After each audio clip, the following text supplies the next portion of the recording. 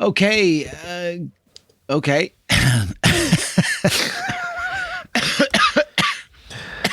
Happy New Year. Very healthy start to 2025 there.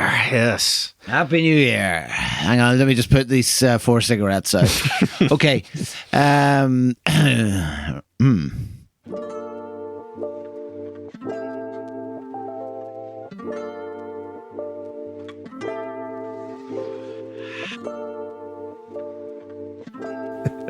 Okay, welcome everyone to episode 76 of the Tokyo Jazz Joints podcast, and a happy new year. It's now officially 2025 in both jurisdictions, in Ireland / United Kingdom of Great Britain and Northern Ireland, and also Japan, of course. James, a happy new year. Akimashite omedetou gozaimasu. How are you? Kochiroko, my friend. I am very, very well. Yeah, we are, it's evening here now, January 1st. It was a great kickoff today. Had a nice sunny walk, went out with the dog, didn't start drinking too early. Feeling fit and ready to get jazzing this year. A lot of things to get to, which we will share with everybody in the upcoming episodes maybe. But Philip, how is things in beautiful Belfast? What did you get up to? Well, it's actually sunny here as well, and I was at a friend's house last night for a couple of drinks. There was some dancing, none of it done by me. What a great way to start 2025, which I was going to say this at the end of the podcast, actually, but maybe now is in light of the chat about a new year. This is incredibly going to be the year of the 10th anniversary of the Tokyo Jazz Joints podcast since we began it back in 2015. 10 years we've been doing this. Isn't that insane? That's one word for it. I was thinking more along the lines of it's the second longest relationship I've ever had. So whatever that says about me. It might actually be the longest I've ever had. So now you come to mention it. That's 10, a good point. It is funny because I was, we've mentioned it in previous episodes, and good friends of the show will know. I've been kind of going back and forth a little bit between Japan and the U.S. and I will just be coming back to Japan mid to late March, which will be right near our 10th anniversary. So I will make sure to of course go to our place and do a little solo segment. Shame that you won't be there to join me, but I'll have to go down to Nkotb and raise a bottle or two to celebrate that. Just a couple of months who's to from now. say, James, with the wonders of technology, who's to say we can't figure out something that we could perhaps do simultaneously? I don't know. Some sort of Instagram live, maybe. Given how long it took to actually start recording today, let's not overstate our technical abilities a little bit. But we're just ironing out some technicalities. Yes. I mean, it usually takes 8 to 10 years to get these things perfect. Yes. But 10 years is amazing, and honestly, it is very. It is nice to start the new year with a fresh mind and body. I certainly took a battering at the end of 2024, down sick for like 10 days, but feeling much better now and ready to get out jazz hunting again as soon as you can get over here, man. Yeah, well, the good news is, thanks to the generosity of the Japan Foundation, I got some funding, a notification that I have successfully got some more funding at the end of last year to go back this year. So I'm going to turn my thoughts to getting a flight. And as we haven't locked in the dates yet, but we're hoping sometime in April. So that'll give us an opportunity not only to get together again, like the good old days, but also go and visit some more places, create some more memories, get some more stories, and obviously, most importantly for me, get some more photographs, which may contribute towards a second book. In other news, actually, the Japanese edition of the Tokyo Jazz Joints book is underway. Japanese publisher has the files. They are working currently on a version of the book for the Japanese market. It'll be the same book. It'll have the same photographs and so on. It'll look probably quite different, maybe feel a little different too. It'll probably be a little smaller, cheaper in price, because obviously the exchange rate has made the actual Tokyo Jazz Joints book very expensive to buy in Japan. And I'm hoping in the next couple of weeks to get news about that contract. And as I understand it, at least from the publisher, they have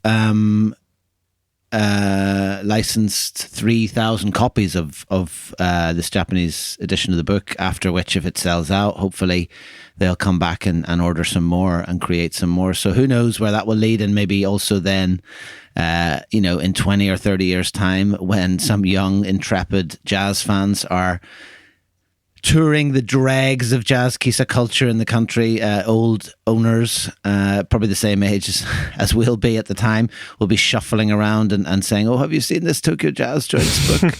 just like we've experienced with the old Jazz Road book. So who knows, right? Yes. And look, I mean, it's kind of heartening to know that there's so many people. We were talking about this a little bit offline the other day, right? I mean, the sheer amount of articles and blogs and people just commenting and writing and visiting places here in Japan, but also the rise of, what they call the listening bar culture worldwide, which we've talked about at length too. I can't keep up anymore, Philip. People are actually sending me links and articles, and I'm just like, there's just too many of them. And, a lot of them as well have that unfortunate, as we've also talked about here on the show, habit of calling everything a jazz kissa, whether it is or isn't. And we still do need to do that special episode one day to go into that, because I do find it a little bit irritating. But I mean, look, I'm picky and I live in Japan, so of course I'm going to be more finicky about that kind of thing. But yeah, I got asked. Excuse me, I got asked a similar question in Paris there. About do you think it's a good thing, and what do you think of all these listening bars and places that are inspired by jazz kissa? And I mean, my answer is usually the same, that if it's increasing an awareness and it's kind of showing that culture the necessary sort of deference and respect, then that's great. I mean, I think definitely the term kissa is one that's sort of bandied about a lot more than probably it should be, or at least bandied about a lot less accurately than it probably could be. But if it's all feeding back to the kind of the source culture and raising awareness of these amazing places that we have spent so long talking about and documenting and visiting, then that's great. And I think it's horses for courses. And I mean, it's also part of a wider swing towards analog culture, towards interest in hi-fi equipment, kind of backlash against digital files and just that kind of intangible music world that we were living in for a while, so I mean, it's great. But yeah, like, I can understand also, as someone so close to it, that there are things that can be sort of slightly great with you when you see them. But and there's also always that worry that look, we've seen not just in the music world, whether it's travel or whatever, these booms can end pretty quickly. And I know for a fact from talking to people back in New York, and I'm sure it's similar in the cities in Europe, where we have friends, and whether it's Berlin or Paris or London, that the sheer cost to open one of these places requires a lot of backing, a lot of financial backing, and to keep it profitable and keep it open is just, it's not an easy challenge. So, how many of them are going to still be around in 5 years?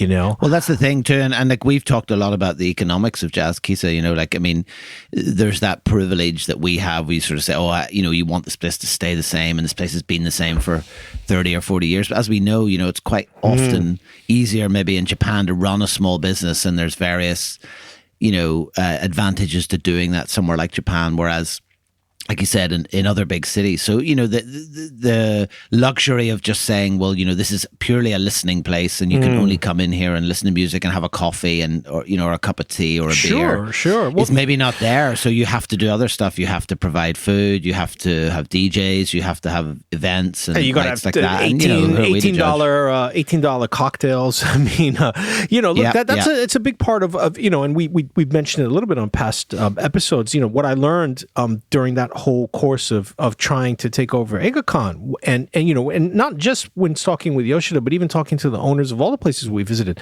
is that over the years they've sort of streamlined and made their lifestyle very, very simple. We've often talked about how the kissa or the bars are an extension of their home, or it really is their home. They're there more than they're at home. They just go home to sleep a couple of hours. And so they're able to maintain this as a functional business because they have such low overhead. But how are you going to do that in a city like New York or Toronto? You know what I mean? It's just not the same vibe at all.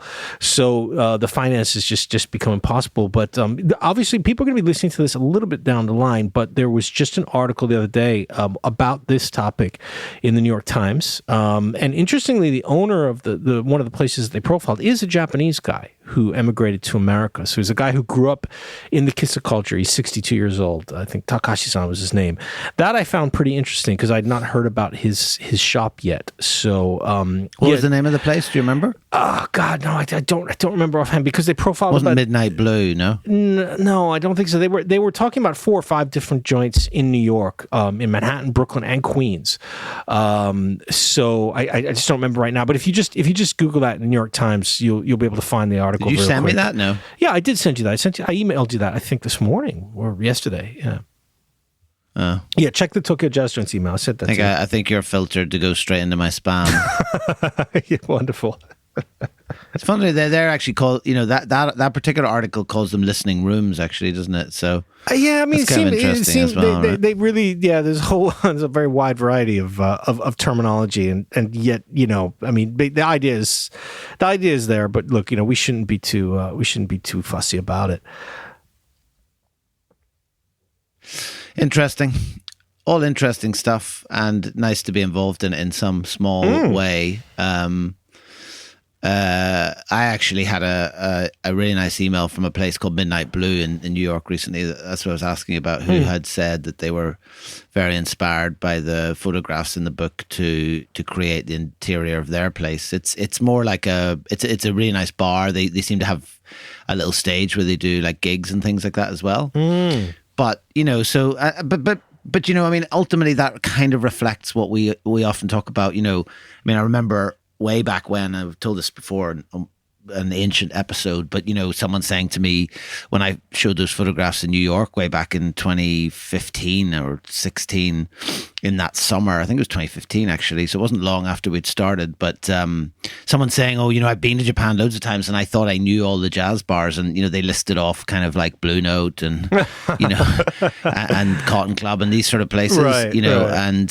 And that kind of reflects, I suppose. I mean, it's not as if we're talking about this pure streamlined culture either. There's places like we know that are more technically jazz bars, but they we're talking about them as kissa places that used to open all day but now only open in the daytime or only open in the evening. And then there's all those other places that we don't cover, which are more like live places, but there's kind of that overlap. So, if you were drawing a Venn diagram in Japan, it wouldn't be 4 distinct circles by any means. There'd be a lot of overlap, just like we're seeing, I suppose, with the explosion in other countries. So anyway, don't know how we get it. That was a bit of a tangent, wasn't it? From Happy New Year. Well, I mean, look, it's good to give you got to give the people what they want, and we are the source of all jazz kissa related information, aren't we? We are, aren't we? I mean, I believe we are. Aren't we the standard bearers? Yeah, I mean, well, it's good to see that you've taken on that first New Year's resolution of being more confident in yourself. That's good to see. That's one ticked off the list already. I thought you were going to say of humility. Well, I mean, it's the other side of the coin. It's one thing I've never been accused of is false humility. Let's dive into it, though. We do have some places to talk about today, and some very, very big breaking news once we get towards the end of this episode. But where are we starting today, Philip? Because you, in our last episode, had just come back rather exhausted from your Kyushu and Tohoku adventures. Yes, well, as Roy Ayers famously said, time and space can be a lonely place. And like at this point, I'm between sort of looking at February 2024. It's now January 2025. We're recording this episode about February on the first day of the new year. And so, it's hard not to get lost in where exactly we are in the story. But I know certainly that I'm back in Tokyo on this first trip of 2024. And I had a few places on my list. I'm just looking sort of longingly again at the sign of Crescent, because Crescent was one of the places I wanted to get to. I know a good friend of ours, Ian, has talked about it in glowing terms. And unfortunately, I went, in fact, I may have been twice now at this point, but certainly that time I went, and despite the opening hours being advertised as something, when I got there, they were something else. So the sign was closed. So I still yet to make it to Crescent. But it's funny because, just talking about new places, I mean, I named this episode New Kids on the Block because I thought it'd be quite interesting to talk about three places that, because we often talk about places, closing or, owners passing away and this kind of decline. But there are definitely places that are, offer signs of hope and, definitely bright lights in sort of what can sometimes be a slightly darker picture. But the first one that is worth talking about is somewhere very close, of course, to Eigakan. I mean, weirdly, it's literally around the corner from Eigakan, which is the quite charming, I would say, Ella and Louis, or Ella and Lewis, whichever you prefer to pronounce. I know you're a big fan of Louis Armstrong, so whatever way you choose to pronounce that, it's a really, really sort of disarming place, actually, because it's just up the hill from Eigakan.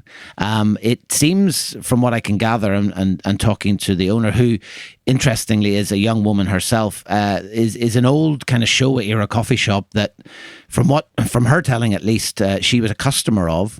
Obviously, there's a lot of university students in that area, and as my understanding is that, basically the owner at the time said to her, she said that she was ready to leave Tokyo and head off somewhere else to look for work. It may have been where she's originally from, possibly, or anyway, she was all packed up and ready to go. And this owner said, "Look, do you want to take this place over?" And she said, "Yeah." And that seems to be what she's done. And I mean, how would you describe it? I mean, it's not in the classic kind of jazz kissa vein, certainly in terms of the audio and the volume of the music. I would say it's a little bit more palatable, perhaps, for a more diverse audience. You were apt in describing it as a Showa era. Showa is referring broadly to the post-war Japan era up until the late 80s, and where these sort of coffee shops, these kissaten, were pretty much everywhere. Every neighborhood would have 4 or 5 of them, and it was a place where locals would gather just to have a cup of coffee and a sandwich or a curry rice, chain smoke cigarettes, read the newspaper. There might be some light BGM. Obviously, as we talked about, the jazz kissa are the extension of that, focusing on jazz. But these regular kissaten they still are literally everywhere in Japan. It's quite amazing when you consider, the rise of like the chain coffee shops. They didn't drive these places out of business because these are places where locals will sit for 2 or 3 hours.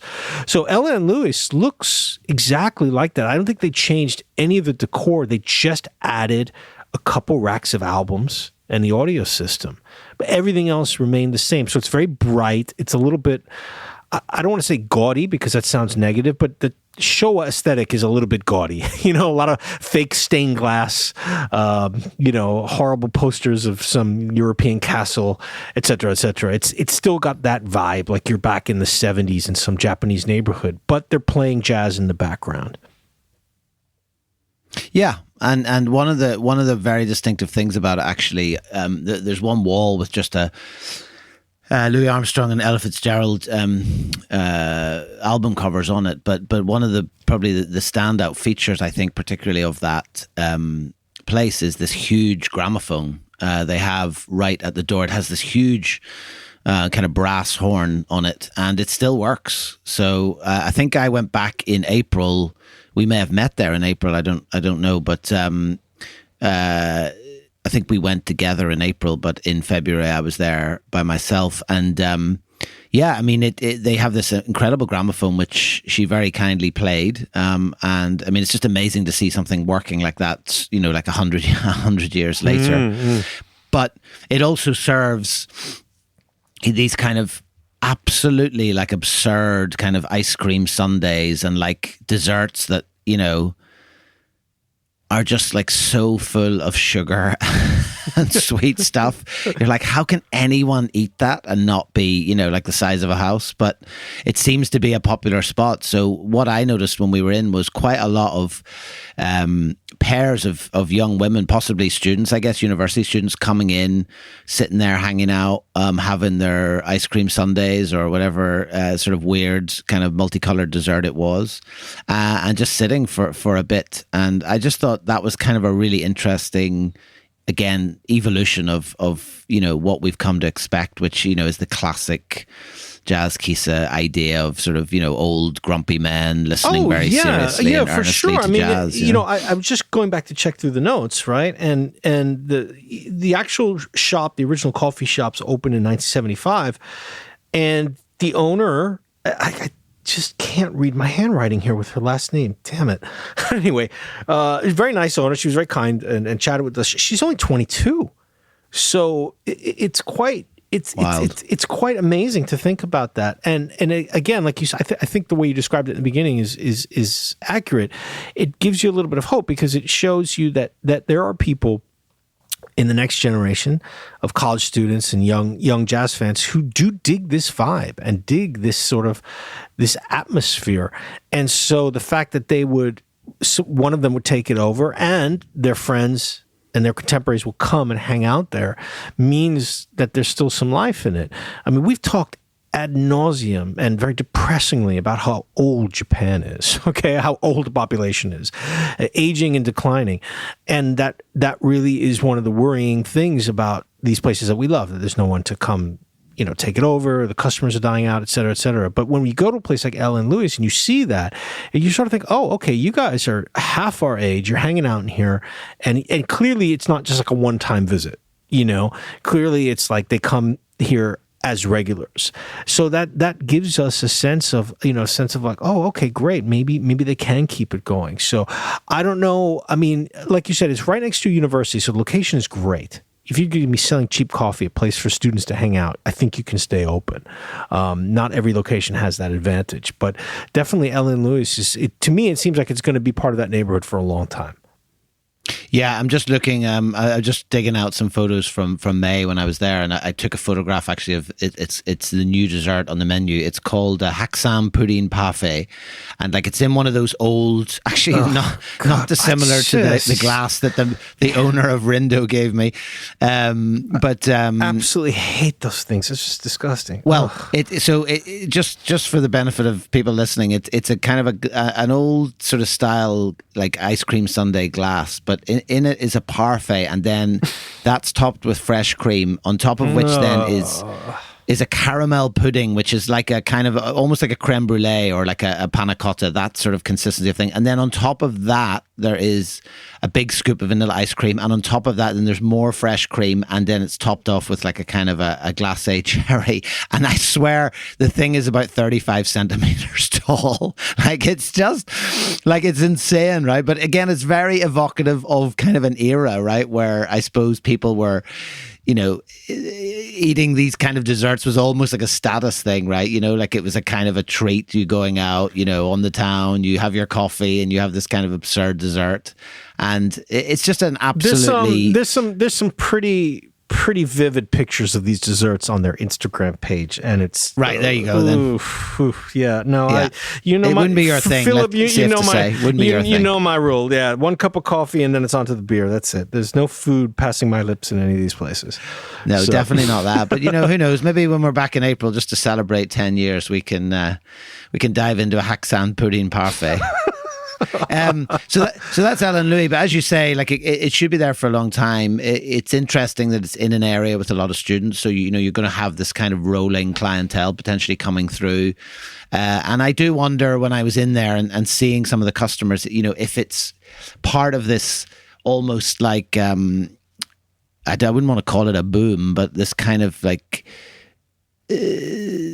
sort of fad, maybe, for a clientele that we wouldn't expect maybe to see in a jazz kissa, and I suppose another example of that is Mellowtone. We talked about the two young women who had driven out specifically and were sat at the counter most of the time that we were there as well. Yeah, that's right. Down in Kyushu. Yeah, that's right. Yeah, and I mean, for me, particularly the photograph of Yuha in the Tokyo Jazz Joint's book was very, specifically chosen, because I thought that there's a picture of a young woman just going in through the door of Yuha, and I kind of thought again, to me that just really symbolizes that sort of newer type of place, and somewhere that's more welcoming or more accessible for an audience that is not, sort of wizened 70, 80-year-old man. Well, that's what makes it a little bittersweet and sad about the next joint we're going to talk about, because that sort of all of those things applied. It was an older space, physical space shop taken over by young owners in 2021, and that was Donato in Ochanamizu, and absolutely. I mean, the first time I went there, Philip, I think I might have even taken a video and just sent it to you, because, again, it was one of these places. Donato was on a back street in Ochanamizu, not an area with a lot of, music places, basically. There's Disc Union and whatnot, but not like Kissa. But you walked into Donato, and it had that old Showa retro aesthetic, but the music was just blaring. I mean, as loud as any place I've been. And not just the volume. I mean, I remember I was so excited because he was playing a Robin Kenyatta album, one of those original ECM releases that I had never actually seen a physical copy of. And it was blaring, and I was over the moon. I was so happy. And then I realized that the owner of Donato was like this young guy. Well, it was a couple at the time, a guy and his girlfriend. And they were, they had just sort of taken over this old kissa and turned it into a jazz spot, and were blaring out the music while also cooking up. You'll love this. They had a rotating menu, but for about 3 months, their specialty was an English breakfast menu. Oh, yes. Do you remember? This is the story. Yes, and you could get it any time of the day. Now, needless to say, I wasn't ordering an English breakfast menu at any time of the day, but quite popular with some of our British friends. So, Donato was a gem, and I definitely remember, because I went there, it opened in 2021. I had gone there, I think, in early 2022, and I texted you, and I sent you a video, and I was like, you have to come here. This is crazy. This place is amazing. And thankfully you were able to make it, because they did close a couple of months ago. But I don't recall us talking about your visit there, Philip. Maybe because it was so busy. I mean, we saved it specifically for this episode. Okay. So I'm kind of devastated to know that it's closed, because I know certainly recently one or two people have contacted me saying, where should I go? And I always kind of put it on the list. And actually, funny enough, the daughter of Misa-san in Posey, which we talked about last week or in the last episode, she had been asking me, and she'd say, I would like to take my mum out, but she can't actually go that far. So what would be a good place to go? Do you know of any new places? And I had sort of recommended, I'd said to her, you should try and go to Donato, because it's not so far. It's easy to get there on the train, and it's just a very unique place, because, it's this young owner who seems to be kind of running it in that old style. Bit far from Shima Kitazawa for poor Misa-san, man. She's 90 years old. Yes, but I mean, it's not going to Yokohama or further afield, right? So it was more sort of within the Tokyo area. But I mean, the day I was stood outside waiting, because I wanted to get in and hopefully take some photographs. And I mean, I'm even more glad now that I was able to take some, because actually at first he was kind of, well, before we even get to the photographs, I mean, when I first came in, he sort of, looked at me kind of suspiciously, and then offered me a seat. So I got this seat right in front of the sound system, and I mean, it was so loud, like sometimes when it's so loud that it sort of makes you laugh, because it's comically loud, you're like, does it need to be that loud, right? Yes, so yeah.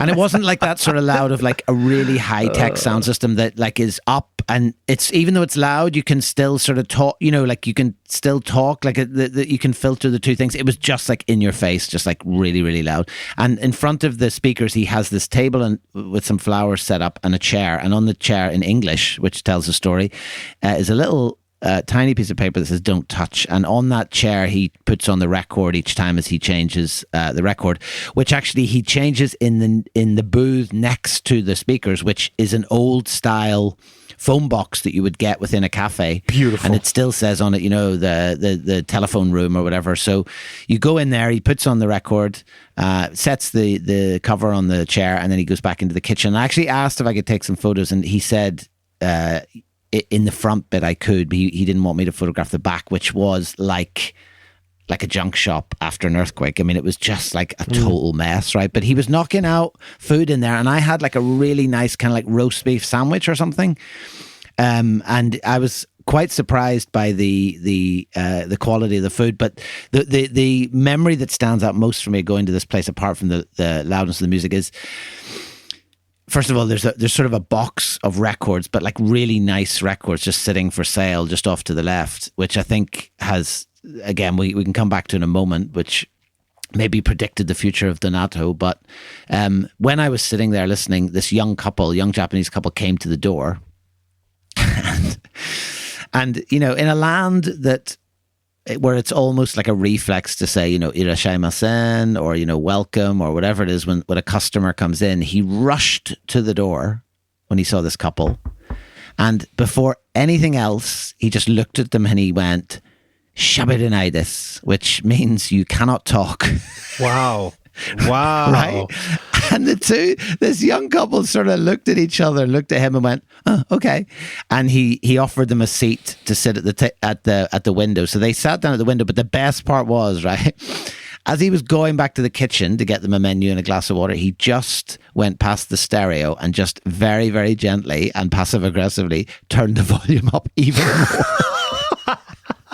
And I just thought, oh, it's great. This is that's great. Like that's old great. school, right? Yeah, it was just brilliant. That is so good. I mean, yeah, because I did not get the chance to talk with him the two times I went. Both times I went there were people in the sort of backspace with a counter behind where he was standing, maybe friends of his. So I never got a chance to do the usual spiel, but knowing people who went there quite a lot, you mentioned a good friend of the show, Ian, he used to go there quite a lot as well. And he had told me that, well, first of all, the couple, the guy and his girlfriend eventually split up. And so he started running the shop alone.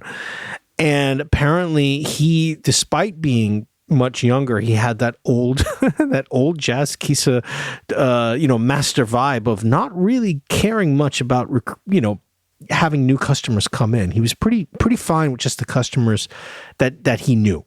You know what I mean? He wasn't operating he wasn't going out there putting signs out there trying to get people to come in. Hence the very sort of, by Japanese standards, rude greeting that you just described, to the young couple who came in. But the other thing that's really interesting, so obviously he's sort of like, in his way of communicating is maybe not as always, we talked about, like, in Japan, when a shop closes, they often will put up a very formal sign outside of the store that will thank everyone who has come throughout the history of the shop. And like where I live in an old neighborhood in Yokohama, like our futon shop closed after 68 years. So they put a long, very polite Japanese sort of, announcement about it. Now in the social media era, many places will do the same thing online, but Donato did a really interesting thing. I've just found the tweet.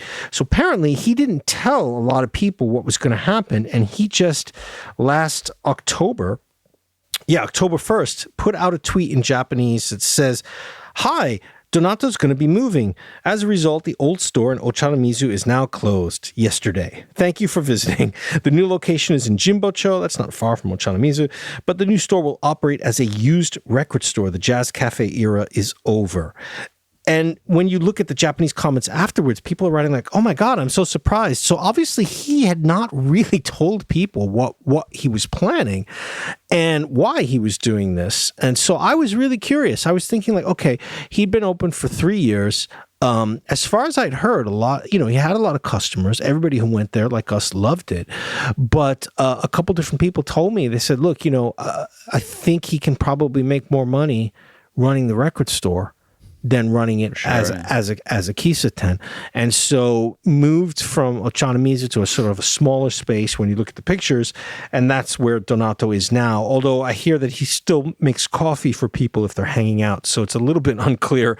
Again, like you said, the borderline, is it going to eventually become another cafe? If he starts serving more things on the menu, I don't know, but yeah. So now he is operating just as a record store. So I'm really, it was really sad because 3 years, that's not a very long run, and it seemed like the kind of vibe that it could have lasted. Because again, Philip, everybody who went there commented on the volume that he played it, but B, he played some seriously aggressive free jazz of the kind that you don't always hear in a lot of jazz kissa, certainly in the center part of town, So it was a space where deep jazz fans could just go in and be like, okay, right, I'm going to take the next 90 minutes. My phone's off. I'm not talking, even if I'm with someone, we're just going to order up some whatever disgusting British food it is that he cooked, and we're going to dive into some very loud, aggressive free jazz. So such a unique place. I'm sort of devastated though, because I remember, he also, it was interesting because he also, I know that he definitely rubbed up a few people the wrong way, like other owners and things like that. And he was obviously a man who knew his mind. I sort of loved just the ability to kind of pivot and just do something completely different. But I remember looking at the T-shirts when I was there, and they do say Kissa Donato. So I wonder if he still has those, because it would have been nice to have one of those. If you're interested in looking, if you actually look on his Instagram, sort of like around the September 24, around the end of September 24, it's still posting from the shop, and then suddenly it just changes to a record store, and there's like he's got a couple of boxes outside, which you often see in Japan, where it's like, please take what you want, and there's a free, you could take some plates or crockery or whatever, and then next thing, 18th of October, he's at the record. He's gone, and he's at the record shop. He's got some so if you're looking for him, it's Donato _. He's selling too. Some really good stuff. It's what?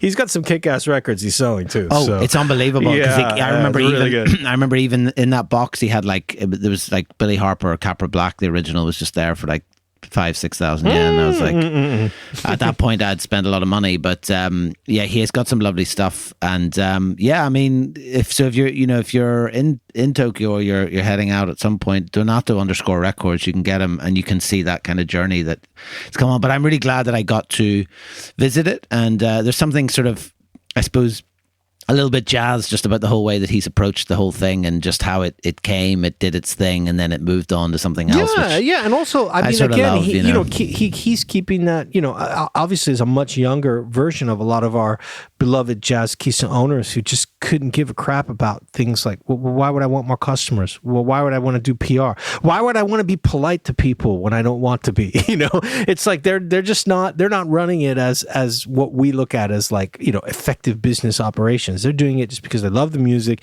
and if you love the music, you're welcome. And anything else beyond that is immaterial.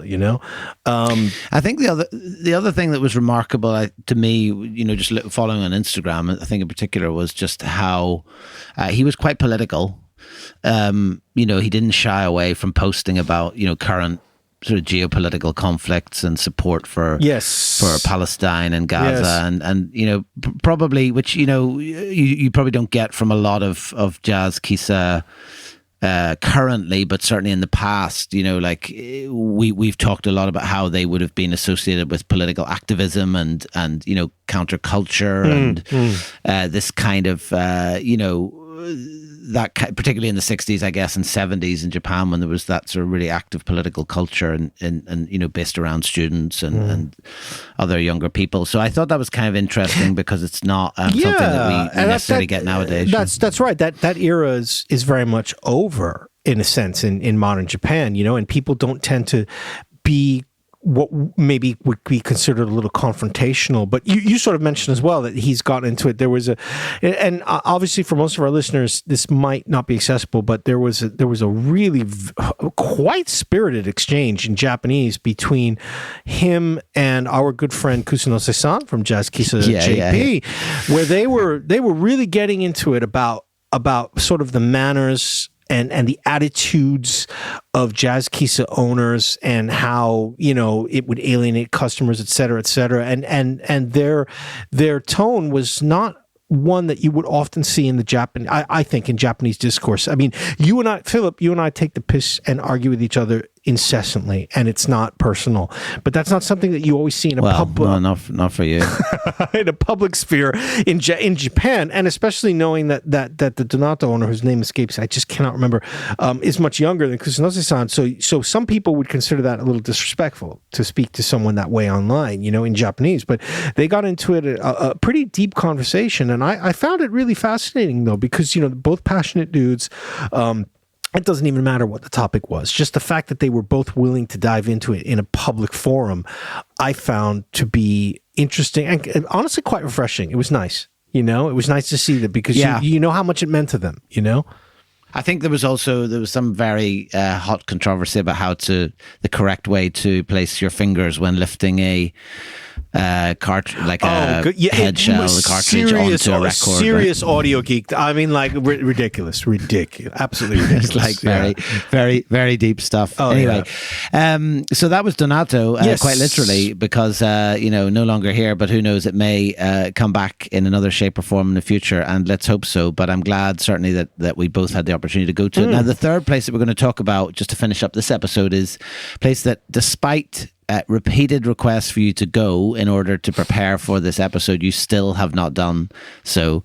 So really, you're kind of driving blind on this one. You know what? I mean, I'm just so I'm so shockingly ashamed of myself. You know what, Philip? I should have just dragged myself and all of my pneumonia medication with me and just gotten on the train and gone there with my oxygen tank while I was sick. So you could have sat there. You could have sat there and put all those little pills and those little pills into boxes like Monday, Tuesday. You could have done all that admin while listening to Crescent by John Coltrane Quartet. 2 months ago, I actually had gone up to the area in Western Tokyo where Panja, the cafe we're going to talk about, is.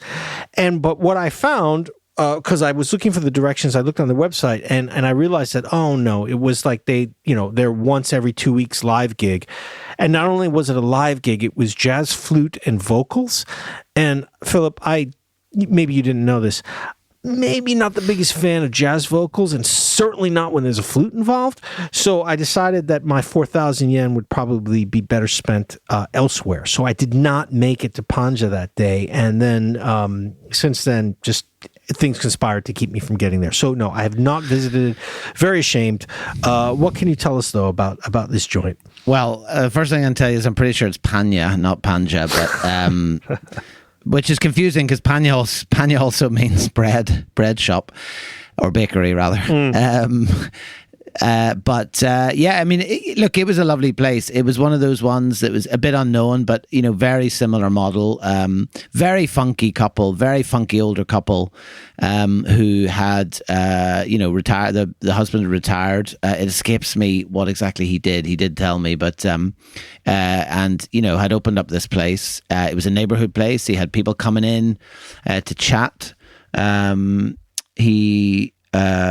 I've got some notes here that he said it was tough to run the place. I've got the words bullshit salaryman, which I presume was what he described working as. So he opened this kissa. He used to go to Basie in neighborhood. So I think he must have gone to Basie. He must be from that area. Basie in neighborhood is a curious note, though. What could that mean? Well, it must mean in his neighborhood. So he must be from Tohoku then, yeah. Yeah. More sterling note-taking here, Philip. Excellent.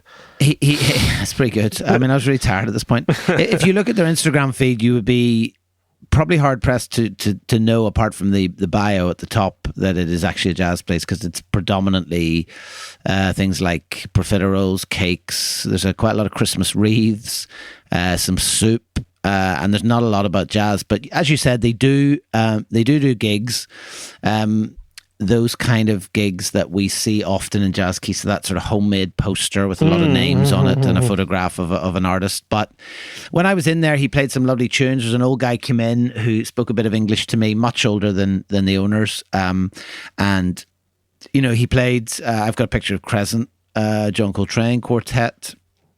And I just sat for a couple of for like an hour and a half and chatted to him. He's got they've got this beautiful sort of brick wall at one end with the speakers, huge. I think those are Altec speakers, are they? Someone can correct me when I post those. And he's got it's got Panja on the wall. I mean, it's just a really aesthetically put together, really nicely put together place aesthetically. I'm just diving into his homepage here in Japanese, and he does have in his profile quite a bit more jazz. Yes, you are correct. It says he was born the year of the Tokyo Olympics, so 1964. But he was born in Ichinoseki. So yes, and his high school was very near Jazz Kissa Basie. So he sort of grew up right around the corner from there. And then when he came to Tokyo, do you want to take back what you said about my notes? When he came to Tokyo, he hung out in Takadonobaba, Shinjuku, and Kichijoji at all the jazz spots. Worked as a salaryman for 30 years. So there you go. Very well done. Yes, that's the bullshit salaryman comment. And then there's a profile as well of his wife, who was seemingly more of a classical music fan, but then learned about jazz when they were dating. And so as we've seen many times, Philip, people who've retired from whatever company job that they did, they've opened their own joint. And maximum respect to Nori-san Tencho, because on this profile here on the website, the album cover he's got is Files de Kilimanjaro by Miles Davis, which is a favorite of mine. So definitely, yeah, he knows his tunes.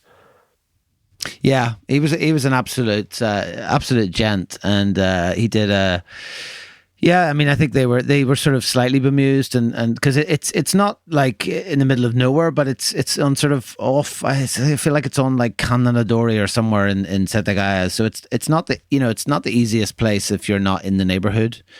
It is Panja. I take it back. I see they've got the 1010 on the sheet, so it is Panja. Okay, so, Philip, you need to listen. You need to listen to this. So I found the English part of his homepage. More yes, because he did speak some English. More sterling research by us, so they didn't see this earlier.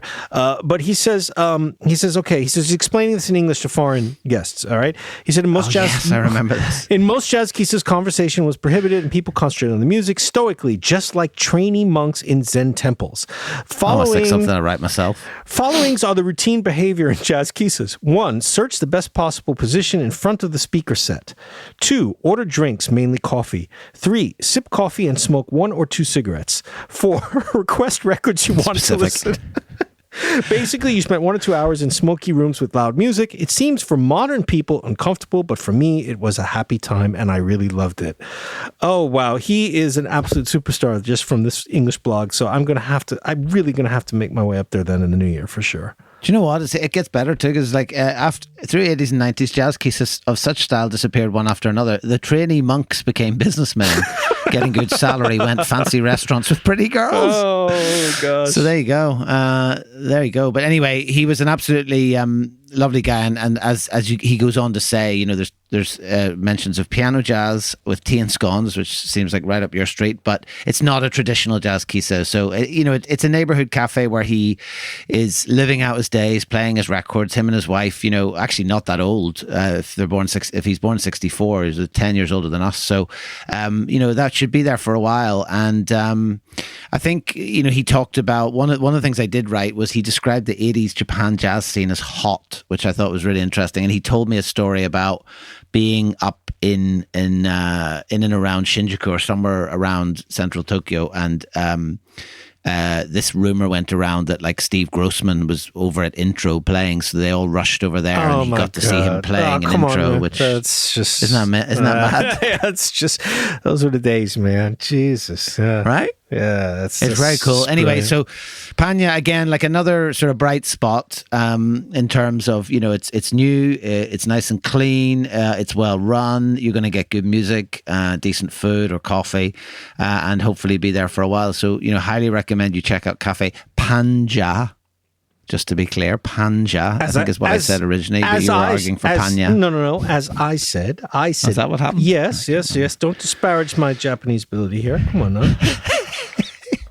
Dare you. Anyway, So, that's our three places, the three new kids on the block. Although, unfortunately, now it's split and only two new kids on the block. Yeah. One has gone solo or pursue a different career altogether. But yeah, nice to see that there are still places that we can talk about like that, and also very varied in terms of like the kind of approach that they're taking, and also the kind of experience that you can have.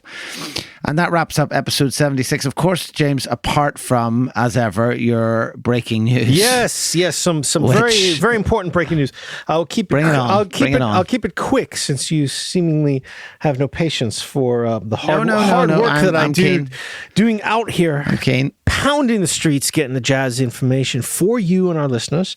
Yep. Okay, very quickly. In the beautiful city of Yokohama, where I do reside, Philip, you will remember Jazz Bar First, which is down near Hinoricho Station.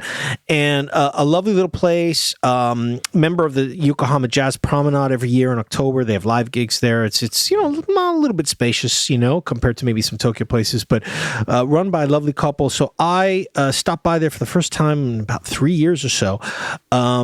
Many people who've been there will probably remember that the owner, the old fella, his hearing is pretty much gone now. So when you sit down, he gives you a small slip of paper and a pen. It's not for your record request. It's for your order, your drink order or food order, because he cannot hear you. So it's kind of sad. He seems physically otherwise fine. He's moving around, he's making drinks and whatnot. He's putting the records on, but he really can't hear very well. So when I was talking with him and his wife, I would talk through the wife, and then the wife would pretty much just scream into his ear so he could follow the conversation. But we had a great time catching up. I told him, look, I used to come here more often. I showed them the profile I'd written of it. I reminded them about the book, and they were absolutely lovely. So it was really great to see that they are still open, because they had said that, during COVID, they actually considered closing. But they decided to stick it out. And we know that, a lot of people were unable to do that. So it was great to see. There were quite a lot of people there when I was there on a weeknight as well. No live gigs, so that was good. But we started talking about some more of the Yokohama stuff. And remember we talked a couple episodes ago, Philip, about Chigusa, the mystery of Chigusa, that they're rebuilding as a sort of a cultural center and a museum and a performing arts and this, that, but yet there's no sign of any structure. So I asked them, I said, look, have you guys heard anything? I mean, you're Yokohama people, you're tied into the scene. And they just shook their head sadly and were like, no, that's not reopening. That's not going to happen. And I was like, oh, no, but there's no official announcement yet. And they're like, no, there probably won't be for a while, but that's not going to happen. And I was like, is it a money thing? Is there something that you know about? And they were like, well, we don't know the details, but it's always a money thing, isn't it? And I was like, okay, fair enough. So sadly, it looks like although they made the announcement to rebuild Chigusa as a museum and performing space, a jazz kissa museum, and the actual physical structure was already started in construction in near Downbeat in Noge, Chigusa is not happening. So very sad to hear about that. And, Philip, again, it's one of these sort of like Japanese jazz mysteries, because I've asked more than 15 people and literally nobody knows what the hell's going on with it, What a shame, though, I mean, again, we know these things happen, and obviously this is something that we're familiar with, but I suppose with Chigusa there's been so much talk about it, and it had been resurrected at least once since originally closing. Exactly. And, to hear that is such a shame, especially as the most historic, as the oldest existing jazz spot. It's unfortunate, and I will try to finally get a sort of confirmation of what exactly was going on, because it did look like they started construction and then it stopped. So that's sort of an indication that maybe funds had run out or something. So listen, man, it's all about positivity in 2025. Let's end on a good note. This is breaking news you do not know about, Philip. Do you remember a very good friend of mine? I used to go years back to Kissa Sakaiki in Yotsuya. Used to go there once or twice a week for several years. Fukuchi-san, who was just an absolute star. He was very much tied into the jazz kissa world. He used to host a lot of sort of Japanese traditional art workshops and whatnot in the Kissa-ten. And Kissa Sakaiki was always one of my favorites. And then he packed up and moved to Nagano a couple years ago to open a shop there, which I never visited. And just the other day, somebody told me oh yeah, you know what? He just came back a couple months ago and he's opened a new shop in Jimbocho. It's called Gekkasha, which is lovely Japanese Chinese characters, moon flower shop. Okay, so it's a very, very Japanese type of word, Gekkasha. And so I'm super excited to go and check it out and catch up. Amazing. I've not seen Fukuchi-san for at least 5 or 6 years, so we're going to have hopefully a very warm reunion. And then as soon as you get back, my friend, we will have to go and take some pictures because it looks very, very aesthetic, as my daughter would say, inside. Yeah, well, it was a difficult place to photograph. I remember at the time it was very dark. I remember being in there one afternoon, but it was such a beautiful space, and like it felt like you were not in the sort of, when you compared the inside with the approach, there were two very different experiences. It was pretty kind of gritty and grim outside, and then you came into this beautiful warm space, a lot of wood. I remember they had this huge kind of back room, right, where you could do gigs and stuff. Do you remember they took us in? I remember taking us in to show us. Oh yeah, gigs. The sort of back room with the piano, and in the afternoon, like people would rent it out. There were people doing like calligraphy lessons. Dancers would rent it out just to practice. It was quite a large space. It was sort of an old house on a back street in Yotsuya, which is right in the center of Tokyo. So, and every time that you'd go there, Fukuchi-san would introduce you. Every time I went there, he would introduce me like, oh, this is James. He's this guy that goes around doing blogging about jazz. And this person works in the movie industry. This person's a musician. And he was very much like the host, and it was a kind of place where a lot of people in the arts world would gather. And I remember when he left, I really missed it, So the fact that now he's come back, I don't use Facebook anymore because apparently all the announcements were done on Facebook and all the Jazz Kissa people knew about it. So I was a little bit slow. I guess I got to get back on the Japanese Facebook then because that's where all the news is coming in. But yeah, so I'm going to be going there. He is open from the 4th this year, which is Saturday. Amazing. So I will go and scout it out, and I will get you all the info so you can go by to take some pics when you get back here. Can't wait.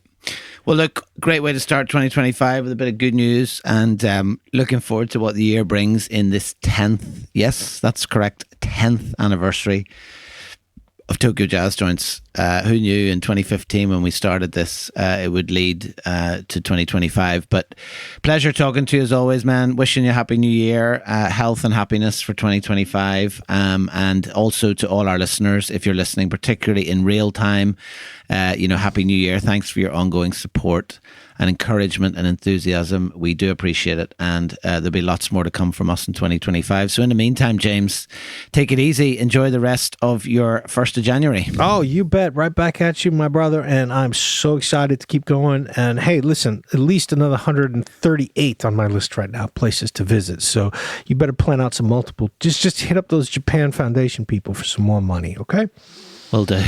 All right. Talk to you soon, man. Take it easy, man. Ciao. Bye-bye. Bye.